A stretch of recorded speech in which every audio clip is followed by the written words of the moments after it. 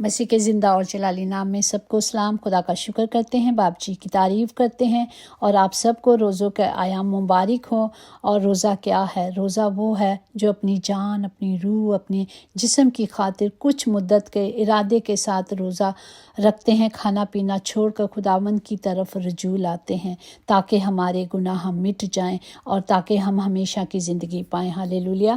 اور آج کے ہم دیکھتے ہیں کہ خدا نے 40 دن کا مقصد کیا ہے، 40 کیا ہے، 40 کا عدد کیا ہے، 40 کا عدد کیا ہے؟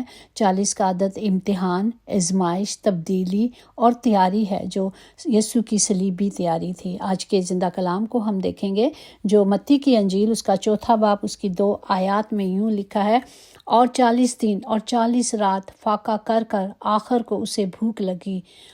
پاک کلام پر جان پر خدا کی برکت ہو، خدا کا شکر ہو، خدا کی تعریف ہو۔ یہاں یسوع کی آزمائش ہے، جو متی کی انجیل اس کا 4 باب اس کی پہلی آیات میں یوں لکھا ہے، اس وقت روح یسوع کو جنگل میں لے گیا تاکہ ابلیس سے آزمایا جائے۔ خدا کا روح یسوع اور دوسروں کی رہنمائی کرتا ہے، اسی لیے یہاں یسوع کی آزمائش، جسمانی آزمائش، اس میں بڑے بڑے بھید ہیں۔ جس طرح بنی اسرائیل کے بیابان میں لوگ پھرتے رہے، سالوں سال پھرتے رہے، اور اگر ہم اسے دیکھیں گنتی اس کا 14واں باب اس کی 33 اور 34 میں، اور تمہارے لڑکے 40 برس تک بیابان میں آوارہ پھرتے اور تمہارے زناکاروں کا پھل پاتے رہیں گے، جب تک کہ تمہاری لاشیں بیابان میں گل نہ جائیں۔ ان 40 دنوں کے حساب سے جن میں تم اس ملک کا حال دریافت کرتے رہے تھے، اب دن پچھلے ایک برس یعنی 40 برس تک تم اپنے گناہوں کا پھل پاتے رہو گے۔ اور جنگل میں یسوع نے ان 40 دنوں کی تخلیق کی۔ خدا نے ان گناہوں کا ان کفارہ عطا کیا جو میرے اور آپ کے گناہ تھے۔ اور ہم جانتے ہیں کہ 40 دن میں خدا کو وہاں بھوک لگی، شیطان ہر حرکت پر نظر کر رہا تھا۔ اگر ہم متی 4 باب اس کی 3-5 میں دیکھیں، اور آزمانے والے نے پاس آ کر اس سے کہا، اگر تو خدا کا بیٹا ہے تو فرما کہ یہ پتھر روٹی بن جائے۔ اس نے جواب میں کہا، لکھا ہے کہ آدمی صرف روٹی ہی سے جیتا نہ رہے گا، بلکہ ہر بات سے جو خدا کے منہ سے نکلتی ہے۔ تب ابلیس اس مقدس شہر میں لے گیا اور ہیکل کے کنگرے میں کھڑا کر کے، یہاں دیکھتے ہیں کہ روٹی کی آزمائش ہوئی، جسمانی آزمائش ہوئی۔ شیطان دیکھ رہا تھا کہ اب خدا کو بھوک لگی ہے، تو اس نے آزمایا۔ پھر وہ کنگرے پہ لے گیا اور اسے کہا کہ یہ دنیا کی دولت، یہ سب کچھ میں تجھے دوں گا اگر تو مجھے سجدہ کرے گا۔ خدا نے کہا کہ میں صرف اپنے زندہ خدا کو سجدہ کروں گا اور اس کے سوا کسی کو سجدہ نہیں کروں گا۔ ہاللیلویا۔ ہم دیکھتے ہیں کہ یہ دولت کی بھی آزمائش تھی، ہر چیز کی آزمایا گیا کہ خدا کو آزماؤ، لیکن خدا نے ہر دفعہ 3 دفعہ شیطان کو، جتنی دفعہ خدا کے حضور آیا، خدا نے کلام بولا، اور کلام کے وسیلے سے کلام مقدس میں لکھا ہے کہ تھوڑی مدت کے لیے وہ اس سے چلا گیا، کیونکہ خدا نے اسے ڈانٹا تھا کہ یہاں سے چلا جائے۔ یہاں ہم دیکھتے ہیں کہ جب انسان روزہ رکھتا ہے کہ اپنے گناہوں کا اور اپنی غلطیوں کا پشیمانی کرتا ہے، شرمندہ ہوتا ہے اور خدا کے حضور آتا ہے، اسے اپنی محبت کا اظہار کرتا ہے، یہ روزے کا مقصد ہے۔ یہاں تو خدا نے تو کوئی گناہ نہیں کیا تھا، خدا نے میرے اور آپ کے گناہوں کا کفارہ عطا کیا، خدا نے میرے اور آپ کے گناہوں کو اٹھا لے گئے۔ خدا نے ایک ہی ساتھ ایک برے کا پاک خون بہا کر مجھے اور آپ کو آزاد کیا، اور آج میں اور آپ آزاد ہیں، کیونکہ پہلا کرنتیوں اس کا 15واں باب اس کی 45 میں لکھا ہے، چنانچہ لکھا بھی ہے کہ پہلا آدمی یعنی آدم زندہ نفسانی بنا، اور پچھلا آدمی زندگی بخشنے والی روح بنا۔ پریز دی لارڈ۔ ہم خدا کا شکر کرتے ہیں کہ خدا نے ہمیں خریدا اور ہماری قیمت ادا کر ہمیں پایا ہے۔ ہاللیلویا۔ اور اس لیے کہ سب نے گناہ کیا اور خدا کے جلال سے محروم ہیں، مگر اس کے فضل کے سبب سے اور اس کے وسیلے سے مسیح میں ہم مفت راست باز ٹھہرائے جاتے ہیں۔ پریز دی لارڈ۔